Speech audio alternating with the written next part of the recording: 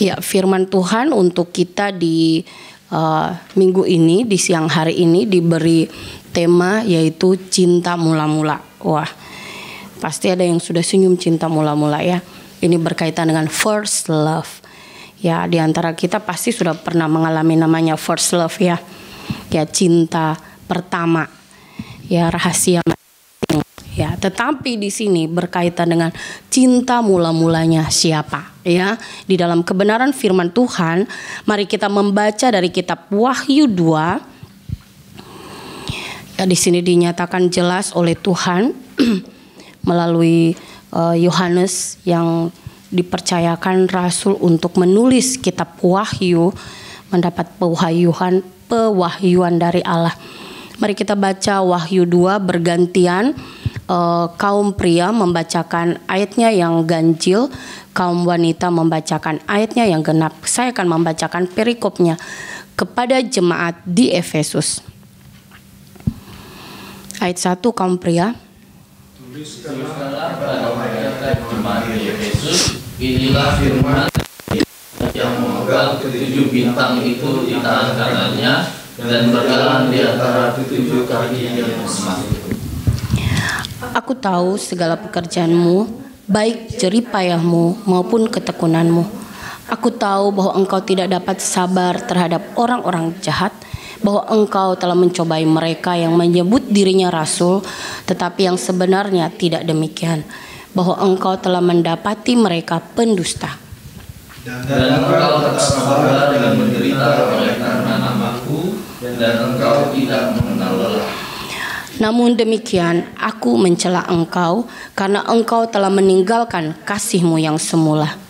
Sebab itu, ingatlah kata-katanya yang engkau telah jatuh. Bertobatlah dan lakukanlah lagi apa yang semula engkau lakukan. Jika tidak demikian, aku akan datang kepadamu dan aku akan mengambil kehidupanmu dari tempatnya, jika engkau tidak bertobat. Tetapi ini yang ada padamu, yaitu engkau membenci segala perbuatan pengikut Nikolaus yang juga aku benci. Siapa bertelinga hendaklah ia mendengarkan apa yang dikatakan Roh kepada jemaat-jemaat. Barang siapa menang, dia akan kuberi makan dari pohon kehidupan yang ada di tangan Firdaus Allah. Ya. Sedemikian jauh firman Tuhan yang boleh kita bacakan di Wahyu 2 ayat 1-7 ini, yang dikatakan berbahagia adalah setiap kita yang mendengarkan dan melakukan firman Tuhan dalam kehidupan kita setiap hari.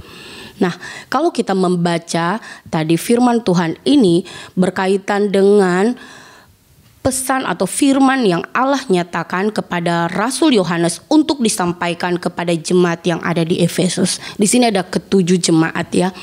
Nah, yang kita bahas di sini adalah jemaat yang ada di Efesus.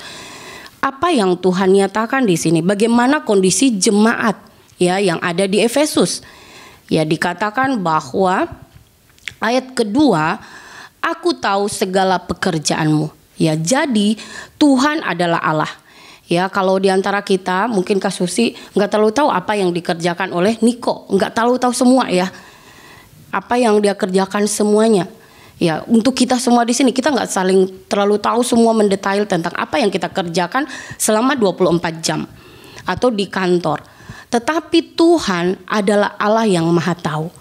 Kepada jemaat yang di Efesus, Tuhan katakan, ini pujian, aku tahu bahwa aku tahu segala pekerjaanmu. Jadi Tuhan tahu apa yang mereka kerjakan, jemaat ini kerjakan.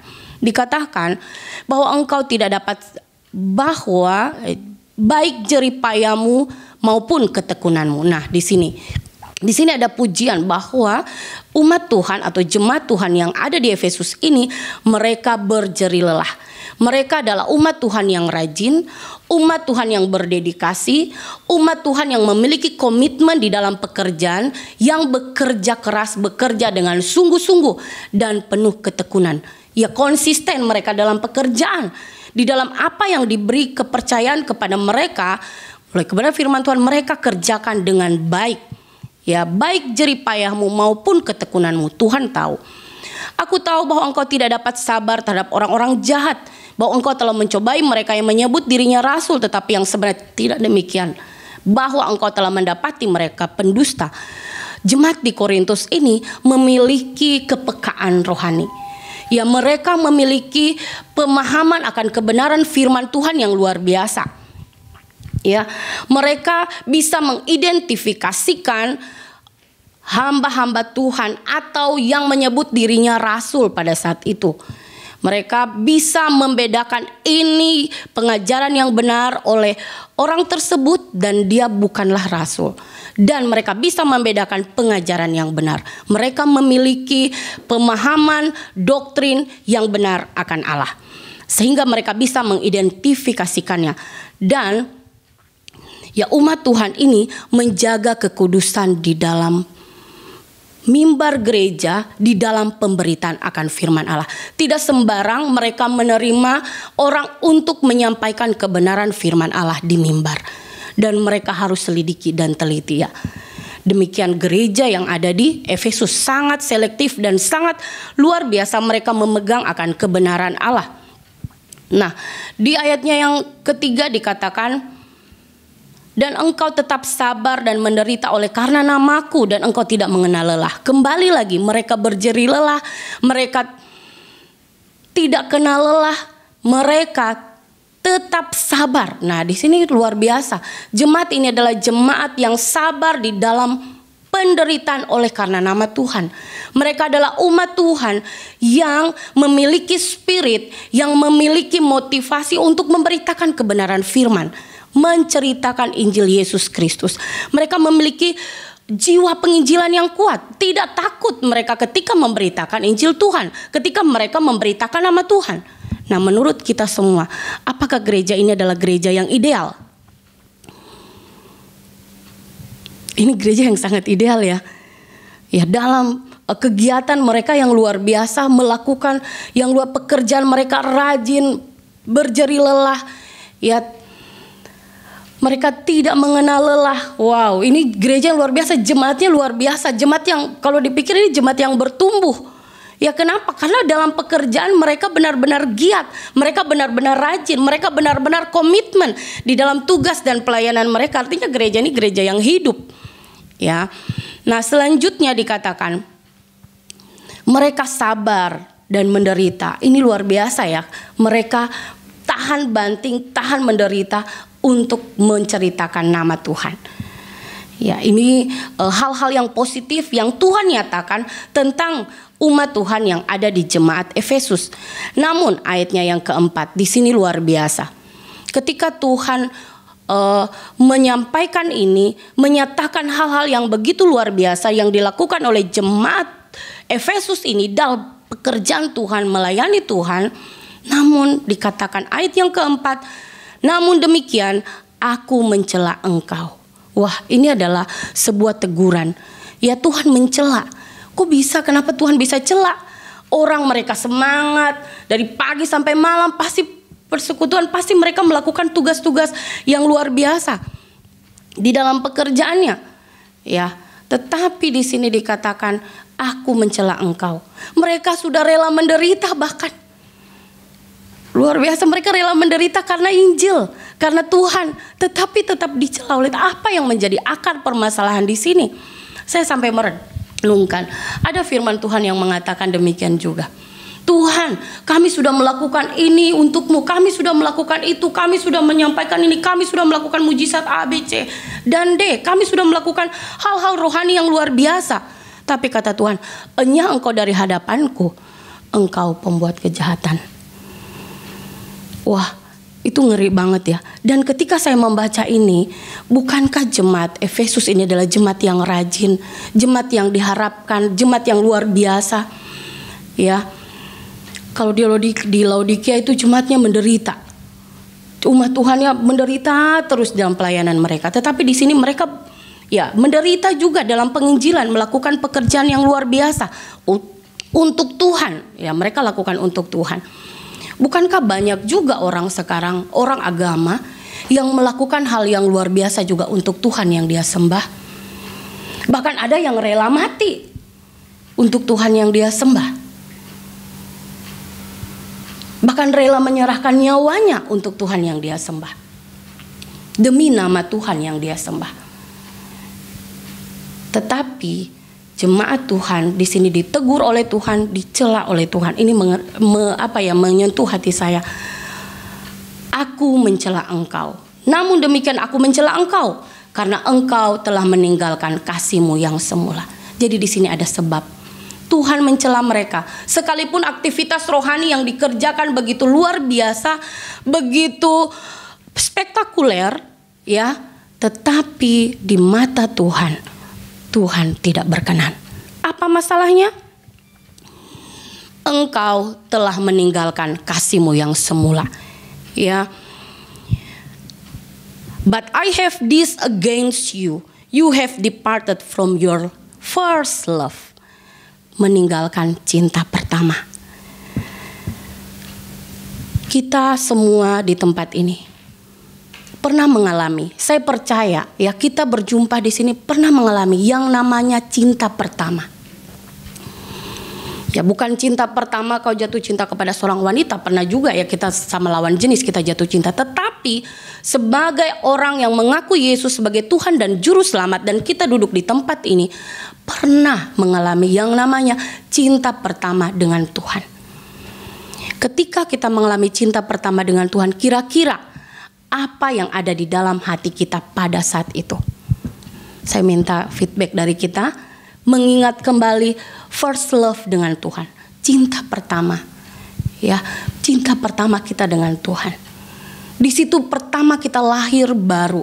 Di situ sebuah kesadaran bahwa kita adalah orang berdosa, bahwa Dia adalah Allah yang Maha Kudus, Allah yang Maha Suci, mengampuni semua dosa pemberontakanku di atas kayu salib, darah yang dicurahkan untuk menyucikan, menguduskanku, sehingga aku boleh layak untuk menghadap Allah. Oleh karena salib Kristus membuat kita Tuhan, Engkaulah Allah. Membuat kita gentar, membuat kita takut, membuat kita takjub, dan membuat kita malu melihat diri kita sendiri di hadapan Tuhan, dan membuat kita sangat bersyukur dan tersungkur. Tuhan, Engkau Allah yang luar biasa. Siapakah kita? Ya, siapakah kita? Kita adalah orang Asia. Sudah kita di Asia lagi, kita bukan keturunan Israel, umat pilihan. Kita adalah umat cangkokan, hanya anugerah di dalam Yesus Kristus kita beroleh pertolongan Allah, penyelamatan yang dari Allah. Bayangkan daerah kita masing-masing juga, kalau lihat di peta kampungku juga begitu jauh. Saya juga terkadang Tuhan takjub kagum, betapa baiknya Engkau bisa menelusuri saya di pelosok kampung Sulawesi Utara, di daerah Sangir Talaut, yang begitu jauh dari kota yang ibu kota Manado. Masih harus naik kapal bisa 5 jam, dan kalau malam hari bisa 7-9 jam. Sangat jauh. Dan di antara semua ada yang bagus-bagus di sana. Kenapa Tuhan memilih? Dan kenapa Tuhan memakai orang-orang untuk memberitakan kabar baik, para sending pada zaman itu, untuk memberitakan kabar baik, keselamatan yang hanya diperoleh dari Yesus Kristus sebagai Tuhan dan Juru Selamat. Dan ketika saya masih kecil, saya ingat ya, saya diberikan firman Tuhan. Pertobatan saya sejak saya masih kecil, waktu saya masih sekolah. Ini firman Tuhan yang diberikan. Karena begitu besar kasih Allah akan dunia ini, sehingga Ia telah mengaruniakan anaknya yang tunggal, supaya setiap orang yang percaya kepadanya tidak binasa, melainkan beroleh hidup yang kekal. Dan itu selalu terngiang dan terus menerus menjalani kehidupan. Ya, saya masih ingat ketika Bapak Pendeta Stephen Tong, dia datang ke kampung saya yang terpencil ini menyampaikan firman Tuhan. Dan di kala itu dia berkata, siapa yang mau menjadi hamba Tuhan? Saya waktu itu masih kecil, mungkin masih SD. Saya bisa maju ke depan, ayo maju ke depan. Di situ saya, Tuhan Engkau baik, begitu agungnya Yesus bagiku, begitu mulianya Yesus bagiku, begitu luar biasanya Yesus. Karena tidak ada kasih yang lebih besar daripada kasih Allah. Saya adalah anak yang dari latar belakang keluarga yang broken home, kehilangan kasih sayang dari kedua orang tua yang berpisah. Dan dari kecil saya dibawa oleh orang tua bibi dan paman saya terus ke gereja karena mereka majelis jemaat. Dan kesukaan saya adalah firman Tuhan. Dan firman Tuhan ini yang menguatkan dari sejak kecil sampai sekarang. Firman ini tidak berubah dan terus selalu baru setiap hari. Tetapi dalam perjalanan waktu tentu saja kita seperti jemaat yang ada di yang ada di Efesus ini, di dalam perjalanan mengikut Tuhan, ya, umat Tuhan yang ada di jemaat Efesus Tuhan celah. Sekalipun aktivitas rohani mereka lakukan sedemikian rupa, ternyata mereka telah kehilangan first love-nya kepada Tuhan. Firman Tuhan di Wahyu 2 ayat 4. Namun demikian aku mencela engkau karena engkau telah meninggalkan kasihmu yang semula. Dari bahasa Indonesia masa kini, tetapi ini keberatanku terhadapmu. Kalian tidak lagi mengasihi aku seperti semula. Kalian tidak lagi mengasihi aku seperti semula. Di TSL juga terjemahan sederhana, tetapi aku kecewa dengan hal ini. Kalian tidak lagi mengasihi aku dan tidak lagi saling mengasihi seperti pada waktu kalian baru percaya kepadaku. Wah, ketika kita baru percaya kepada Tuhan, maunya baca Alkitab terus. Karena di sini kebenaran itu luar biasa, memberi kita semangat, memberi mata kita percaya, hati kita bersuka cita, bersorak-sorai. Dan kita terus memuji Tuhan, kerja apa kita terus memuji Tuhan. Hati kita memuji Tuhan. Ketika ada yang menyakiti, oh Tuhan tolong saya. Kita terus berlutut mencari Tuhan.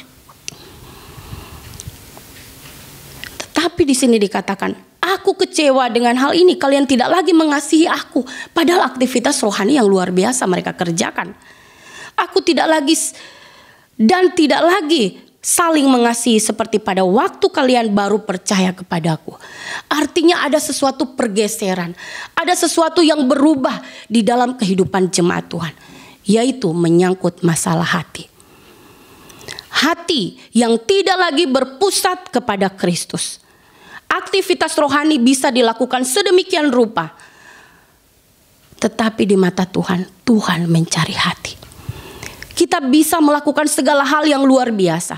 Saya masih teringat dengan di dalam kitab Korintus, ya, di dalam 1 Korintus demikian dikatakan, sekalipun aku dapat berkata-kata dengan semua bahasa manusia dan bahasa malaikat, tetapi jika aku tidak mempunyai kasih, aku sama dengan gong yang berkumandang dan canang yang gemerincing. Sekalipun aku mempunyai karunia untuk bernubuat dan aku mengetahui segala rahasia dan memiliki segala pengetahuan, dan sekalipun aku memiliki iman yang sempurna untuk memindahkan gunung, tetapi jika aku tidak mempunyai kasih, aku sama sekali tidak berguna. Dan sekalipun aku membagi-bagikan segala sesuatu yang ada padaku, bahkan menyerahkan tubuhku untuk dibakar, tetapi jika aku tidak mempunyai kasih, sedikit pun tidak ada faedahnya bagiku. Wah, ini luar biasa. Sekalipun kita bekerja keras, tetapi jika kita tidak punya kasih, bagi Tuhan itu tidak ada faedahnya. Tuhan melihat motivasi hati kita. Apakah segala sesuatu yang dilakukan oleh umat Tuhan yang ada di Efesus, bahkan untuk kita semua, kita didasari dengan kecintaan kita kepada Allah ataukah tidak? Nah, yang menjadi masalah di sini karena mereka begitu luar biasa, saya berpikir umat Tuhan ini luar biasa. Masalahnya di mana? Karena kasih kepada Tuhan tidak sama lagi seperti dulu. Mereka pertama first love-nya, cintanya kepada Tuhan. Ada pergeseran. Apa yang menyebabkan? Ya, kalau dalam pernikahan ini teman-teman, yang menyebabkan kalau dalam pernikahan, kalau baru tahun pertama, luar biasa itu rasanya nempel terus ya kayak perangko. Tapi sudah puluhan tahun ke depan itu sudah mulai biasa ya seperti itu. Kenapa? Bisa terjadi karena kesibukan, bisa terjadi karena rutinitas yang begitu terus tiap hari. Di dalam bergereja, di dalam beribadah kepada Tuhan, di dalam melayani Tuhan juga, kita juga bisa terjebak dengan hal yang demikian. Kita bisa terjebak karena terlalu sibuk sehingga tidak ada waktu bersaat teduh dengan Tuhan. manusia baru. Kalau kita baca hidup baru, ya kita ikutin PA KKGRI, orang hidup baru ditunjukkan dengan kesungguhannya di dalam mencari Tuhan. Kesungguhannya untuk mengutamakan Tuhan. Itu yang Tuhan inginkan. First love, utamakan Tuhan. Itu yang Tuhan mau. Cari Tuhan. Itu yang Tuhan inginkan. Bukan aktivitas rohani yang begitu luar biasa, bahkan menderita untuk Tuhan. Tuhan mau kitanya sendiri bersekutu dengan Tuhan. Ya, hal ini juga saya boleh belajar, kita boleh belajar bagaimana kisah Maria dan Marta. Sang Marta yang begitu sibuk melayani ketika Tuhan datang. Wah, masak di dapur, sibuk melayani. Dan apa yang dilakukan oleh Maria? Maria justru datang di bawah kaki Tuhan. Maria justru mau mendengar apa yang Tuhan mau sampaikan. Kenapa?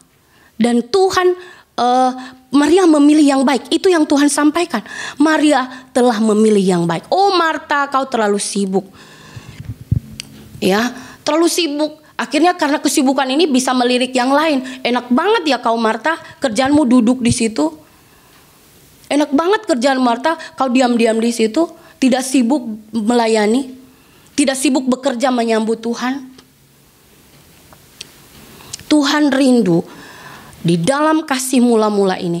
Cinta pertama ini Tuhan mau kita memiliki hubungan yang intim dengan Tuhan. Tuhan mau kita berelasi dengan Tuhan. Tuhan yang utama. Dia di atas segala-galanya. Dari apapun juga yang ada di dunia ini. Kasih ini menuntut sikap hati yang menghormati dan menghargai Allah. Sehingga kita sungguh-sungguh merindukan persekutuan dengan Tuhan. Ini yang Tuhan mau. Ya kita bisa di dalam bergereja, ya apalagi zaman sekarang kalau kita sudah punya handphone. 2 jam saja bisa kita enggak serius di dalam ibadah. Ya kalau sekian lama kita menjadi orang Kristen, di dalam pelayanan bisa saja kita karena kesibukan, tidak ada waktu, atau kita karena rutinitas, jadi feel, perasaan atau chemistry dengan Allah sudah mulai renggang. Mulai dingin, mulai suam-suam kuku. Dan Tuhan bilang, kalau kamu tidak dingin dan kamu tidak panas, maka kamu akan kumuntahkan kalau kamu suam-suam kuku. Ini luar biasa, saya juga, wah Tuhan tolong saya. Ini adalah pemberitaan firman Tuhan bagi saya secara pribadi. Dalam perenungan ini, saya merenungkan Tuhan, tolong kasihani saya. Saya dalam posisi yang sedang suam-suam kukukah? Saya tidak lagi mengutamakan Engkau dalam hidupku. Ketika mengingat masa kecil dan ketika masuk sekolah, sebelum masuk sekolah STT begitu luar biasa. Cinta Tuhan begitu rindunya, merenungkan firman, berdoa, beribadah, memuji Tuhan secara pribadi, bahkan berbagian dengan sesama. Firman Tuhan mengajar ya kepada kita semua, Dia adalah Allah yang cemburu. Tuhan tidak mau diduakan. Ya, firman Tuhan di dalam kitab Ulangan 6 ayat 5 Tuhan mengatakan, kasihilah Tuhan Allahmu dengan segenap hatimu dan dengan segenap jiwamu dan dengan segenap kekuatanmu. Tuhan mau segenap dari kita. Dengan kesungguhan, dengan penghormatan, dengan penuh pengagungan akan Allah. Tuhan mau itu. Tuhan mau kita menghargai Allah. Ya, kalau kita diberkati, oh terima kasih berkatnya. Sumber berkatnya kita bisa lupa. Kita bisa terjebak di 2 ekstrim. Ekstrim ketika kita menderita, kita bisa lupa Tuhan. Oh, kenapa sih banyak penderitaan begini dan begitu. Tadi kami baca kitab Mazmur 13, perenungan keluarga. Di situ Daud bilang, Tuhan berapa lama lagi aku ditolong. Tuhan tolong kasihani aku. Musuh-musuhku mengejek, musuh-musuhku demikian. Tuhan aku sakit hati. Sepanjang hari aku tidur, nanti aku mati. Tetapi di ayat selanjutnya dia katakan, tetapi aku kepada kasih setiamu aku percaya. Kasih Allah yang tidak lekang dengan waktu, kasih Allah yang kekal, yang tidak terbatas. Itulah yang menolong kita sekalian. Kita dengan kasih yang terbatas melayani Tuhan Allah yang tidak terbatas.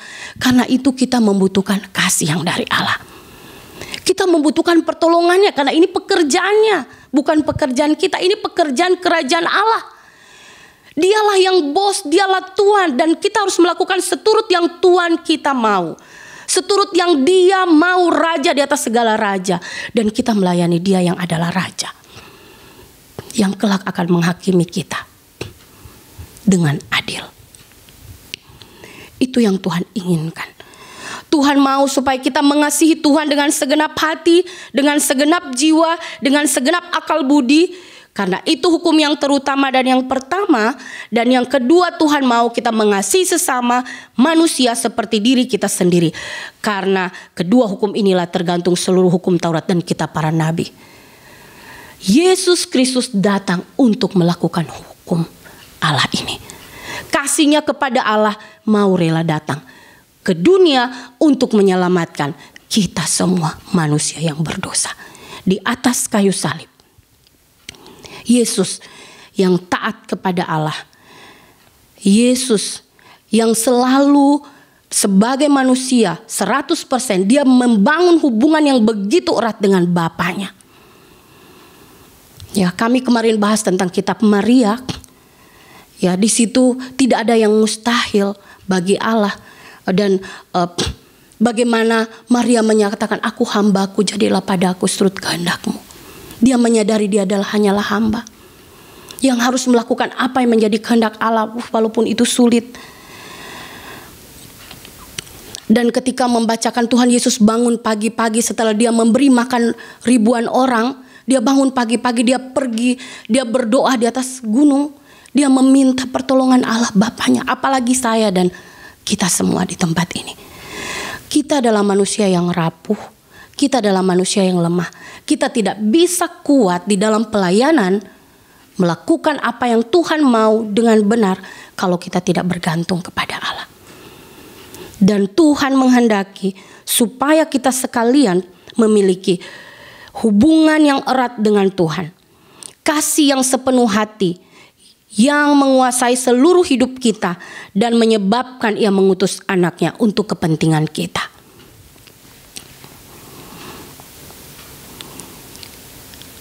Tuhan mau supaya hidup kita benar-benar mempedulikan kehormatan dan kehendak Allah di dunia ini, hidup bagi kemuliaannya.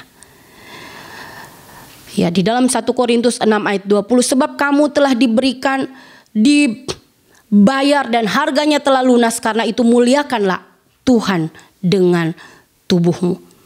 1 Korintus 10 juga menyatakan, jika engkau makan, minum, ataupun melakukan semuanya itu, segala sesuatu yang lain, lakukanlah itu untuk kemuliaan Allah. Jadi kita tahu apa tujuan kita di dalam hidup. Tuhan mau kita memiliki kedekatan, keintiman dengan Dia. Sehingga kita tahu apa maksudnya, seperti Maria yang duduk di bawah kaki Tuhan, mendengarkan Tuhan. Berteduh di bawah kaki Tuhan, menyadari dia bukan orang yang kuat. Dia manusia lemah, membutuhkan pimpinan, membutuhkan tuntunan, membutuhkan pertolongan. Dan kita juga melihat kisah Petrus. Petrus bukankah murid Tuhan yang hebatnya luar biasa? Mengikut Tuhan, dididik selama 3 tahun oleh Tuhan Yesus. Tetapi apa yang terjadi? Ketika Tuhan Yesus dihukum, Petrus menyangkal Tuhan selama 3 kali. Dan itu sangat mendukakan hati. Apalagi kita ini. Jangan berpikir kita hebat. Saya juga Nevi, jangan berpikir kau hebat, kuat, tidak. Mari kita sadarkan diri kita sendiri, kita adalah orang yang lemah. Dan ketika Tuhan memanggil Petrus, Petrus atau Kefas, apakah engkau mengasihi aku? Iya Tuhan, aku mengasihi engkau. Sekali lagi Tuhan panggil, Petrus, apakah engkau mengasihi aku? Iya Tuhan, aku mengasihi Engkau. Ketiga kalinya, Kefas, Simon, apakah engkau mengasihi aku? Tuhan, Engkau tahu aku mengasihi Engkau. Dan dia sangat terseru, dia teringat ketika dia 3 kali menyangkal Tuhan. Dia teringat kelemahannya, dia teringat keberdosaannya. Apalagi saya dan kita sekalian di tempat ini. Betapa lemah dan rapuhnya kita di dalam konsisten, di dalam kesungguhan bersekutu dengan Tuhan, membangun hubungan dengan Tuhan. Ya, saya secara pribadi juga teringat merenungkan firman Tuhan ini. Saya ingat masa lalu Tuhan. Dulu saya begitu luar biasa tekunnya, sekarang sibuk ini, wah ini kegiatan ini, persiapan ini, persiapan itu. Pagi-pagi apakah kita membaca firman Tuhan terlebih dahulu atau kita cari berita? Dan itu sangat dijaga. Kenapa? Karena kebenaran ini memberi kita kekuatan. Hubungan pribadi, kadang-kadang kita doa juga pun hanya sebentar, lalu saja. Berdoa makan misalnya, berdoa kita mau beristirahat. Tadi malam ya di rumah si Joel langsung tiba-tiba tidur, langsung tidur. Saya bilang, Jojo berdoa dulu. Hah? Iya kah? Iya kan kita berdoa dulu. Masih lama dia, ayo kita berdoa. Karena anak-anak sudah merasa nyaman, enak, mereka tidak mengerti. Hari-hari ini adalah jahat. Kita sedang perang. Perang musuh terbesar diri kita sendiri yang masih daging. Siapa yang sanggup menolong kita mengikuti keinginan daging dan keinginan roh? Hanya Allah sendiri yang sanggup menolong. Karena itu kita butuh Tuhan untuk menolong kita bahkan di dalam pelayanan kita. Mungkin kita bisa sibuk, kita bisa hebat, kita bisa lakukan ini, kita bisa lakukan itu. Tetapi kalau tidak didasari dengan kasih yang semula kepada Tuhan, tidak didasari dengan yang pertama adalah Allah, maka dikatakan semuanya itu tidak berguna dan sia-sia. Wah, saya berpikir kalau pelayanan, terus Tuhan bilang semua yang kau lakukan tidak berguna dan sia-sia. Betapa sedihnya ya.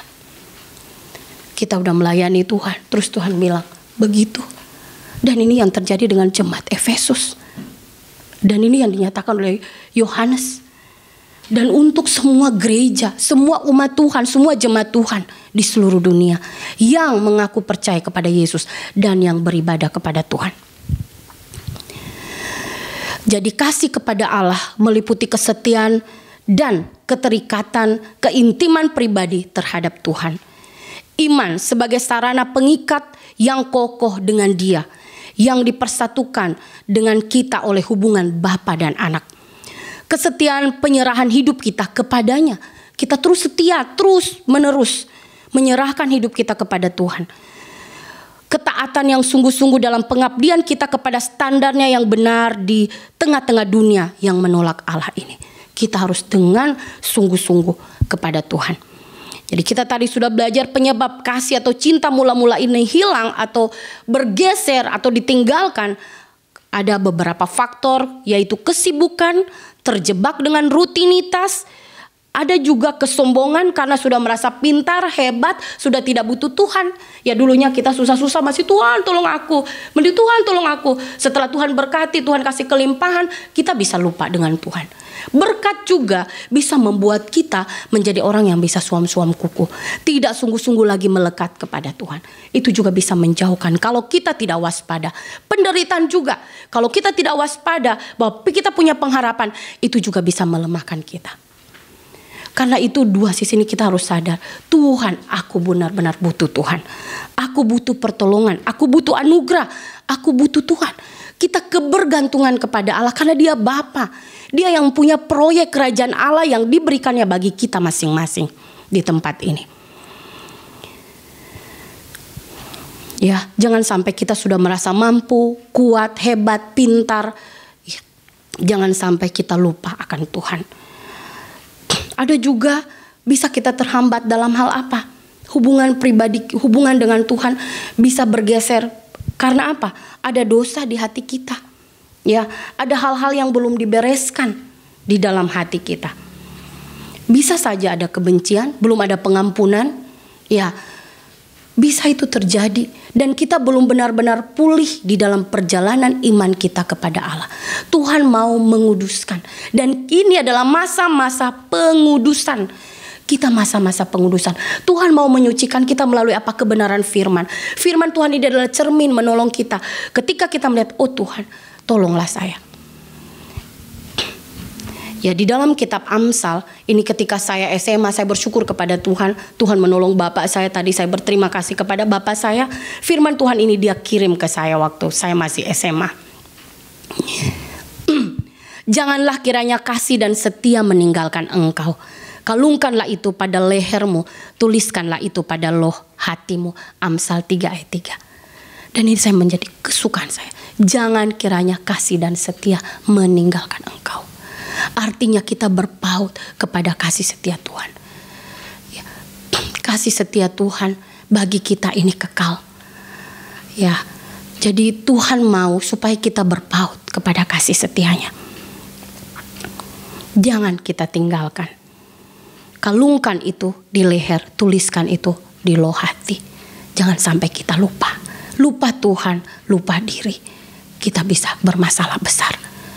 Ya, karena dikatakan kamu telah jatuh dan kejatuhanmu itu sangat dalam. Kehilangan kasih mula-mula itu adalah awal dari kejatuhan. Mungkin kita bisa beraktivitas rohani begitu hebat, tetapi Tuhan mau melihat hati, hubungan kita dengan Allah. Di Mazmur 13 ayat 6 firman Tuhan berkata, ya tadi saya baca, tetapi aku kepada kasih setiamu aku percaya. Tuhan mau kita sungguh-sungguh percaya kepada kasih setia Tuhan. Jangan pernah khawatir dalam hidup. Itu juga bisa menjadi kemelut dalam hidup kita. Karena firman Tuhan di dalam kitab Matius, cari dahulu kerajaan Allah dan kebenarannya, maka semuanya akan ditambahkan kepadamu. Bisa keinginan dunia ini membuat kita buta, membuat kita lupa akan Tuhan, membuat pergeseran-pergeseran di dalam kehidupan kita. Keinginan mata, keangkuhan hidup bisa membuat kita bergeser dari kasih kepada Allah. Mari kita semua mawas diri dengan diri kita. Lukas 17 ayat 10 ini juga sangat indah, menyadarkan siapa kita sesungguhnya. Demikian jugalah kamu, apabila kamu telah melakukan segala sesuatu yang ditugaskan kepadamu, hendaklah kamu berkata, kami ini adalah hamba-hamba yang tidak berguna. Kami hanya melakukan apa yang kami harus lakukan. Kita harus sadar, saya hanyalah hamba yang tidak berguna. Saya sangat suka firman Tuhan ini. Dan ketika kita melayani, kita tidak dianggap, kita tidak diapresiasi, tidak ada masalah. Karena Tuhan melihat, kita lakukan yang terbaik. Tuhan bergantung kepada Tuhan dan dalam perjalanan terus berpegang kepada Allah dan terus memohon pertolongan Tuhan kehidupan sehari-hari kita. Bangun tidur setelah dalam perjalanan kita melakukan apa, Tuhan tolong saya, bergantung. Jangan sampai kita lupa Tuhan. Jangan sampai kita meninggalkan first love, kasih yang pertama ini. Karena itu yang Tuhan mau dari masing-masing kita. Utamakan Tuhan dalam hidup kita masing-masing.